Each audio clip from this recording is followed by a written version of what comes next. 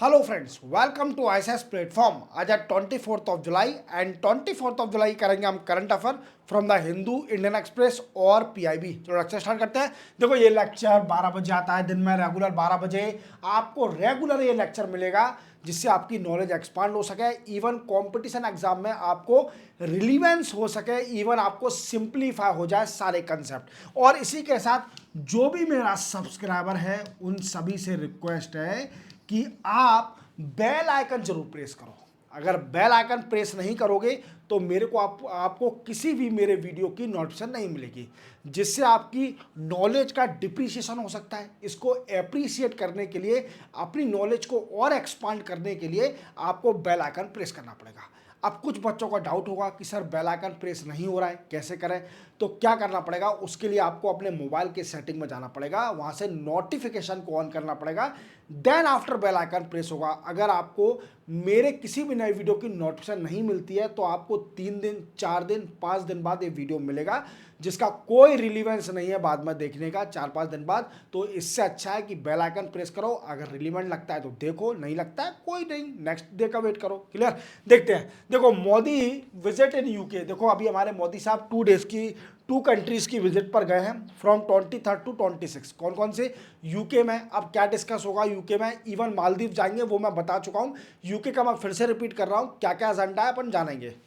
Then after India and China talk. देखो India और China के बीच में डिस्कस चल रहा है और to enhance the bilateral relation between both country which was halted since 2020 stand off across border area eastern Ladakh. Clear? वो अपन में जानेंगे।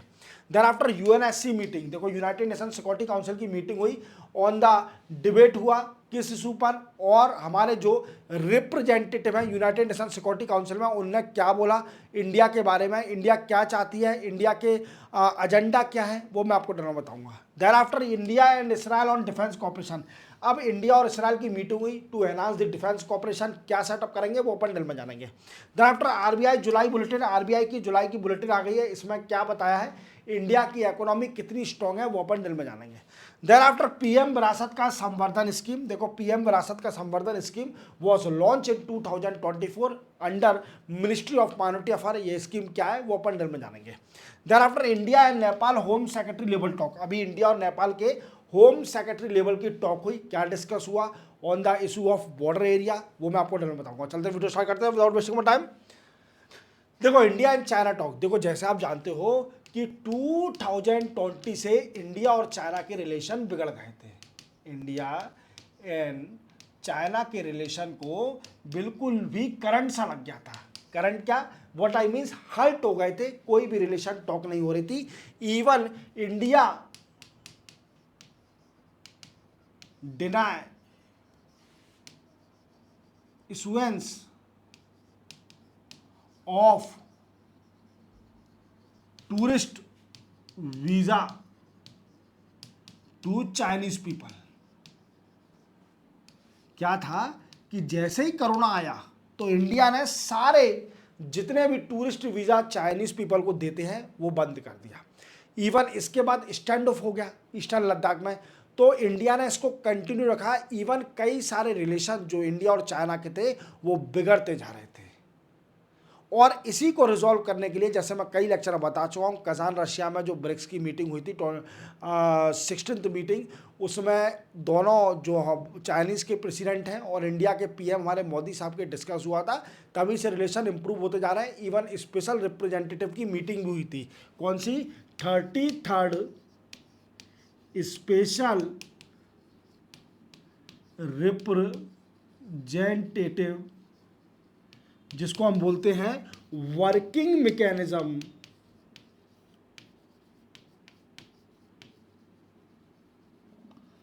For consultation and coordination. Consultation and coordination, ये क्या कहता है? WMCC। क्लियर? ये मीटिंग हुई थी चाइना के अंदर, बीजिंग के अंदर, जिसमें हमारे फॉरेन सेक्रेटरी गए थे, याद हो आपको, विक्रम मिश्री, और डिस्कस हुआ था इवन बायलैटरल रिलेशन को कैसे एनहांस करें। अब इंडिया में फिर से टॉक हुआ है। इंडिया ने कई सारे डिस्कशन पॉइंट स्टार्ट हुए हैं कि दिस ईयर न्यू दिल्ली के अंदर मीटिंग होनी है, कौन सी? 34th working mechanism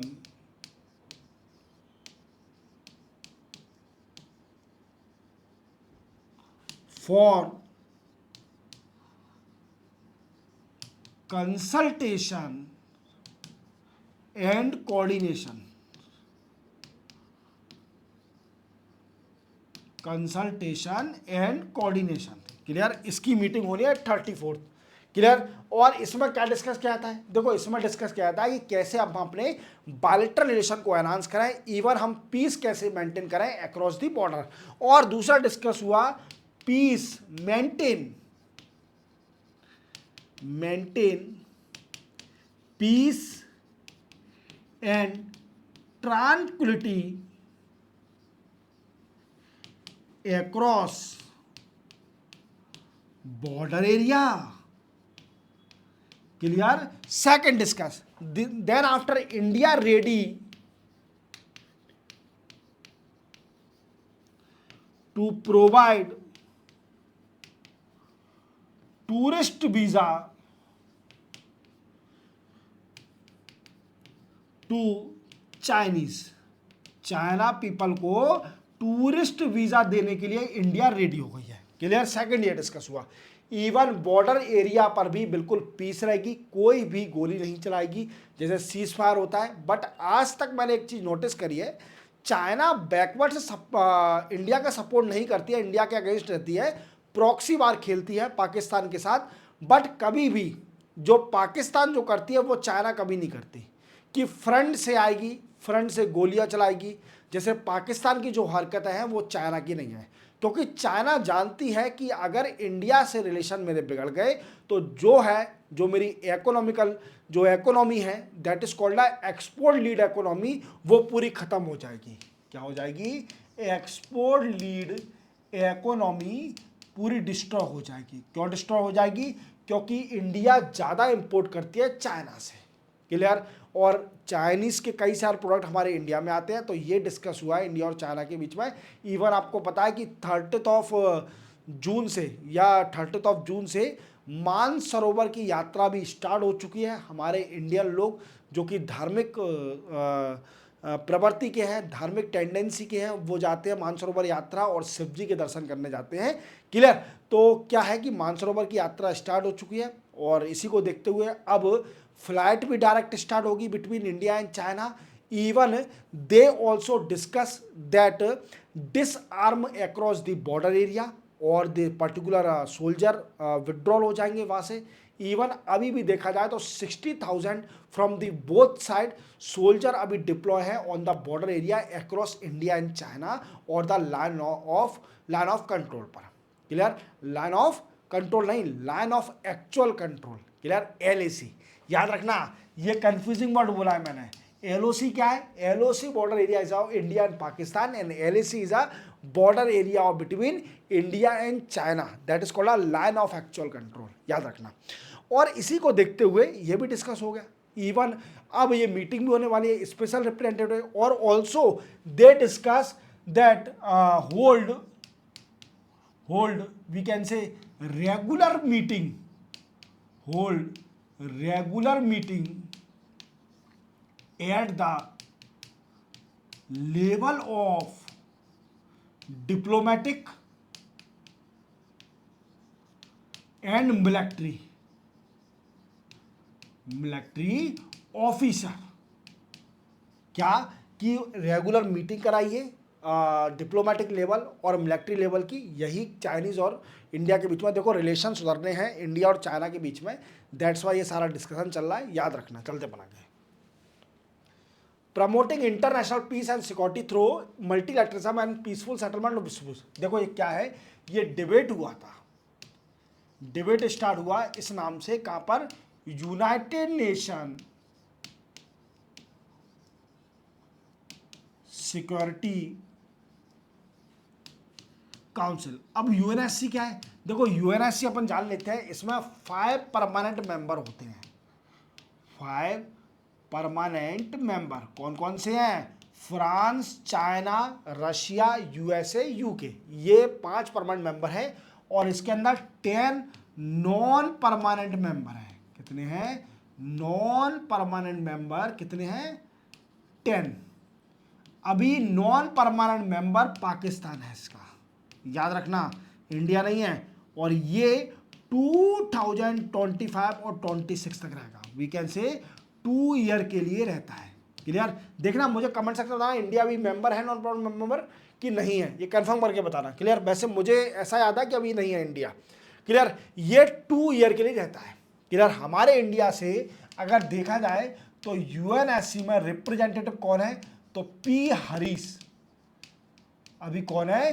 P Harish representative है इंडिया में यूएनएससी के अंदर, इंडिया की तरफ से। क्लियर? इंडिया को रिप्रेजेंट करते हैं। अब क्या हुआ, ये डिबेट चल रहा था और डेफिनेटली ये डिबेट तो मतलब मुझे लगता है ये डिबेट लाइफ टाइम चलते रहेगा, इसका कोई सॉल्यूशन नहीं निकलना, क्योंकि ये हर 5 उंगली एक जैसी नहीं होती, हर कंट्री एक जैसी नहीं होती, और पीस इस वर्ल्ड में कभी नहीं हो सकती, तुम कितना भी प्रयास कर लो। क्लियर? अभी क्या है, जो पाकिस्तान का देखा जाए तो ये नॉन परमानेंट मेंबर तो है ही, इसको जुलाई मंथ की प्रेसिडेंसी मिल गई है। जुलाई मंथ प्रेसिडेंट है अभी पाकिस्तान यूएनएससी में, और पाकिस्तानी प्रेसिडेंट थे तो यही प्रिसाइड कर रहे थे इस डिबेट को। क्लियर? इस डिबेट को यही प्रिसाइड कर रहे थे। इवन इसके साथ क्या हुआ कि वहां पाकिस्तान के जो डिप्टी पीएम है, deputy PM and foreign minister, क्या नाम है? इशाक दर, इशाक दर, ये थे वहां पर। इवन इंडिया से हमारे पी हरीश साहब थे। अब डिस्कशन स्टार्ट हुआ कि पीस कैसे लाए वर्ल्ड में, क्या करें। तो इंडिया ने बोला देखो, सबसे पहले तो आप ये करो कि जो हमारे यहाँ फलगाम अटैक हुआ था इस पर पीस चाहिए हमको। इवन वी आर, इंडिया ने तारीफ करी, वी आर म्यूचुअल डेमोक्रेसी। क्या? We are mutual democracy and always support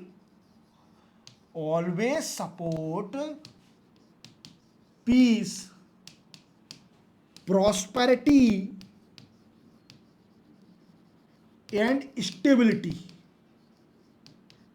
क्या? Peace, prosperity and stability across world. Clear? याद रखोगे, ये इंडिया ने बोला। ठीक है, अब पाकिस्तान का रिस्पॉन्स में आना था। इवन इंडिया ने बोला कि क्रॉस बॉर्डर टेररिज्म पर कंट्रोल करना चाहिए। क्या है? Cross border. अब इतना बोलेंगे तभी तो पाकिस्तान जवाब देगी। अगर इतना बोलोगे तो पाकिस्तान खुश हो जाएगी, ठीक है आप अच्छे से हमको टारगेट नहीं कर रहे हो। क्या? Cross border terrorism, terror financing, clear? Terror financing के साथ क्या है? सेफ हेवन के ऊपर बात करी, जो सेफ हेवन कंट्रियां हैं जो कि टेररिस्टों को पनाह दे रही हैं, इवन हेवन रहने के लिए जगह दे रही हैं, जैसे पाकिस्तान देती है कई सारे टेररिस्टों को। और इवन ड्रग्स ट्रैफिकिंग। क्या? ड्रग्स ट्रैफिकिंग, ये सारा डिस्कस बोला इंडिया ने। इसी को धुनते हुए पाकिस्तान बोली अब समझ गए, इन्हें इनडायरेक्टली टारगेट कर दिया हमको, और हम प्रेसिडेंट है यूएनएससी के, तो इशारे करे होंगे। जो भी प्रेसिडेंट होगा पाकिस्तान का, वहाँ पर रिप्रेजेंटेटिव पाकिस्तान का, उसको इशारे करे किसको? कि जो फॉरेन मिनिस्टर हैं और डिप्टी पीएम हैं, इशाक दर को इशारा करा कि भाई कुछ बोलो। अब पाकिस्तान जो रटी रटाई लाइन होती है वही बोलती है। क्या? कि हमें कश्मीर दो,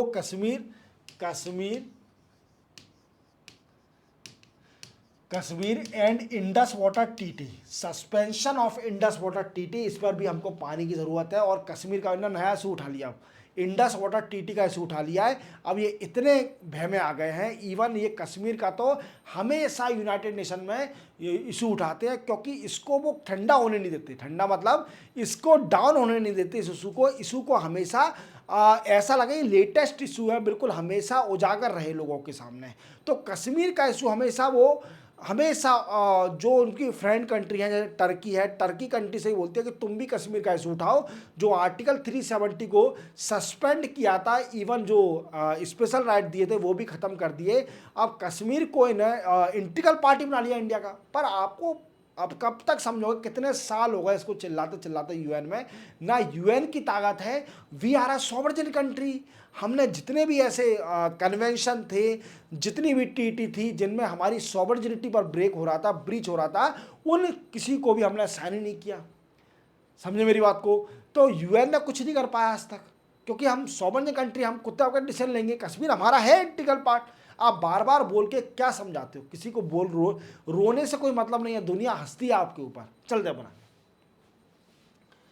मोदी विजिट इन यूके। देखो ये मैं प्रीवियस लेक्चर में बता चुका हूँ, 21 जुलाई के लेक्चर में पढ़ा चुका हूँ डिटेल में। इवन ये एजेंडा मैं पहले क्लियर कर चुका हूँ, बट मैं इसलिए रिपीट कर रहा हूँ क्योंकि ये लेटेस्ट फिर से डिस्कशन होने वाला है। क्लियर। हालांकि कल फिर से पढ़ाऊंगा क्या एक्चुअल में होता है। देखो एजेंडा क्या लेके गए मोदी साहब, देखो इनके एजेंडा सिर्फ ओनली ये है, ये गए फ्री ट्रेड एग्रीमेंट साइन करने। क्या फ्री ट्रेड एग्रीमेंट को साइन करने के लिए गए हैं यूके के साथ, जो कि 3 साल से डिस्कशन चल रहा था इंडिया और यूके के बीच में। इवन इसी के साथ कंप्रेहेंसिव स्ट्रेटेजिक पार्टनरशिप के बारे में भी डिस्कस किया जाएगा। क्लियर। 3-4 पॉइंट याद रखना। दूसरा है टेक्नोलॉजी, डिफेंस,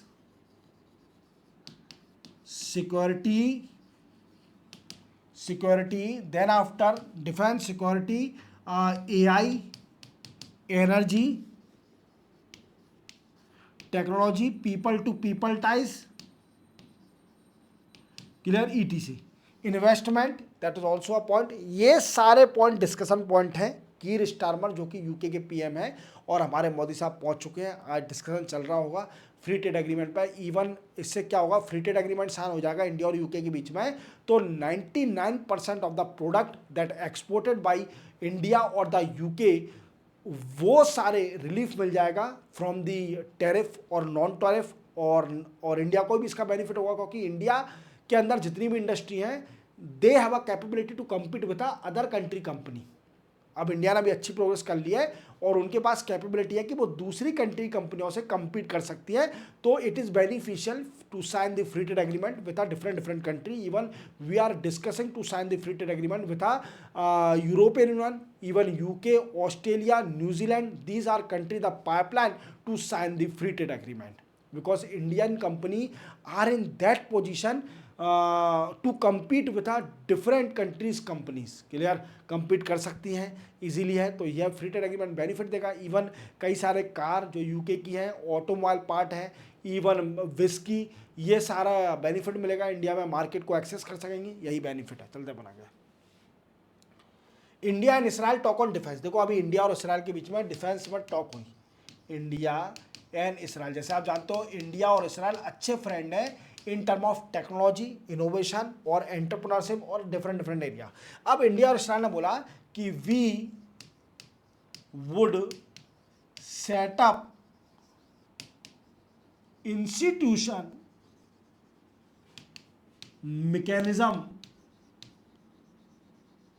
इंस्टीट्यूशन फ्रेमवर्क, या मैकेनिज्म, फ्रेमवर्क भी बोल सकते हैं, मैकेनिज्म बोल सकते हैं, फ्रेमवर्क फॉर स्ट्रोंगर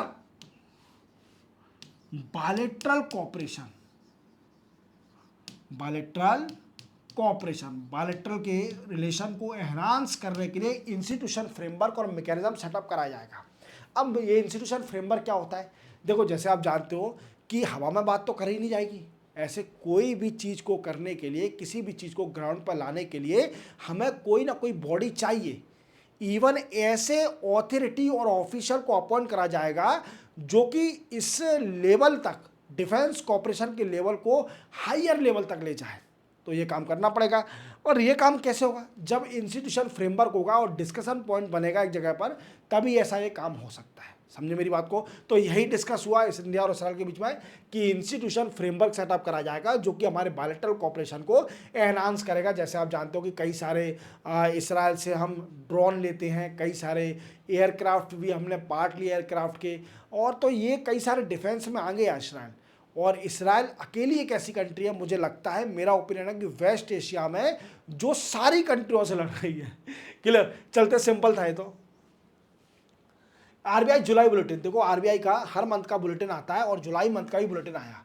अब इसमें क्या बताते हैं, ये इंडिया की इकोनॉमी बताते हैं। क्या बताते हैं, इंडिया इकोनॉमी। कि इंडिया की इकोनॉमी किस बेसिस पर है, क्या इंडिया अच्छा प्रोग्रेस कर रही है। इन्होंने एक अच्छी बात बोली, डिस्पाइट जियोपॉलिटिकल टेंशन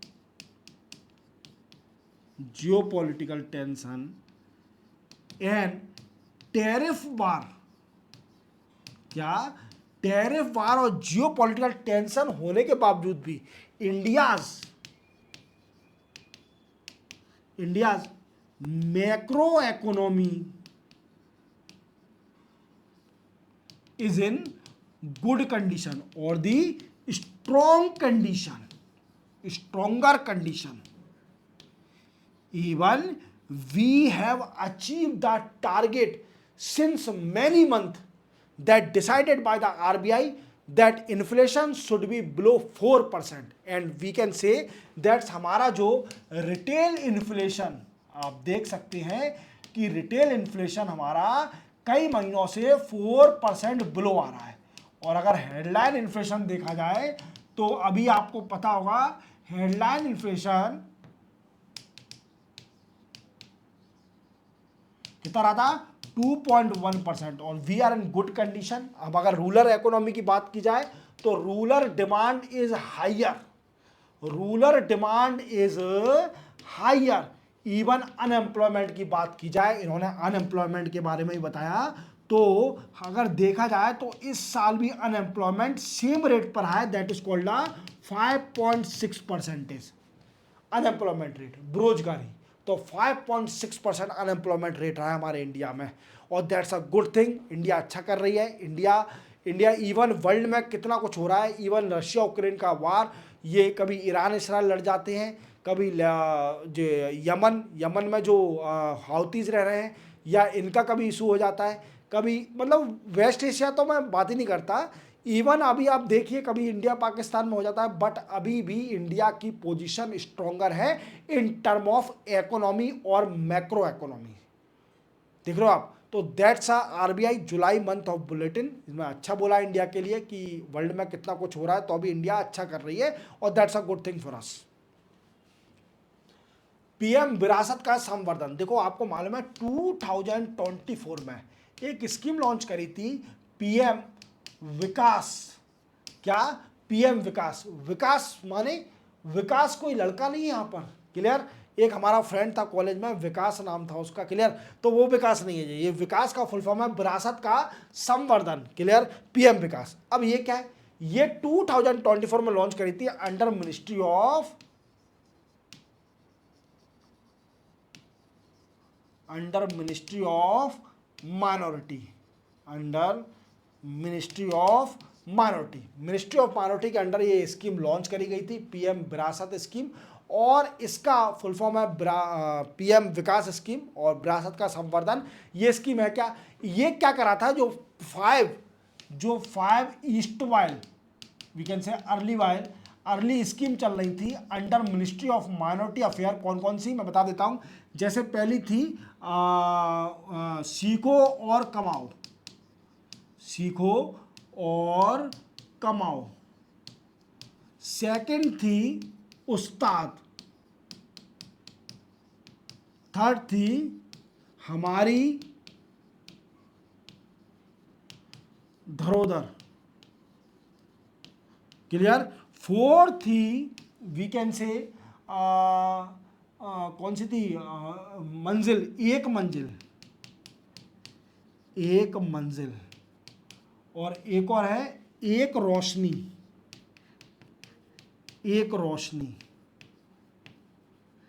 ये 5 स्कीम को मर्ज करके एक स्कीम बना दी थी, जिसको बोलते हैं PM Virasat ka Samvardhan scheme under ministry of minority affair. अब ये स्कीम है क्या, देखो इसका मेन मोटिव है empowerment of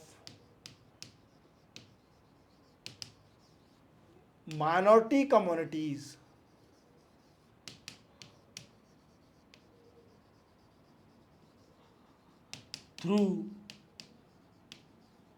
through skill development